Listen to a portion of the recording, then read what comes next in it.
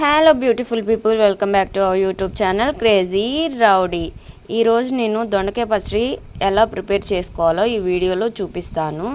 First ఈ దొండకాయ పచ్చడి ఎందులో అయినా సెట్ అవుతుంది, రైస్లో అయినా లేకుంటే చపాతీ, దోశ వీటన్నిటిలో బాగుంటుంది అనమాట. ఫస్ట్ ఇప్పుడు ఏం చేయాలో చూపిస్తాను. స్టవ్ ఆన్ చేసుకొని నెక్స్ట్ ఆయిల్ వేసుకొని దాని తర్వాత దొండకాయలు కట్ చేసిన దొండకాయ ముక్కలను వేసుకోవాలి.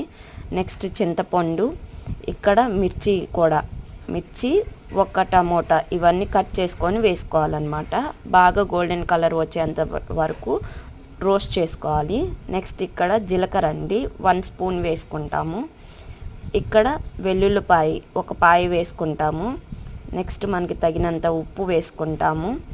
నెక్స్ట్ ఇక్కడ జింజర్, ఇవన్నీ కలిపి మనం రోట్లో వేసుకొని తొక్కుకోవాలన్నమాట.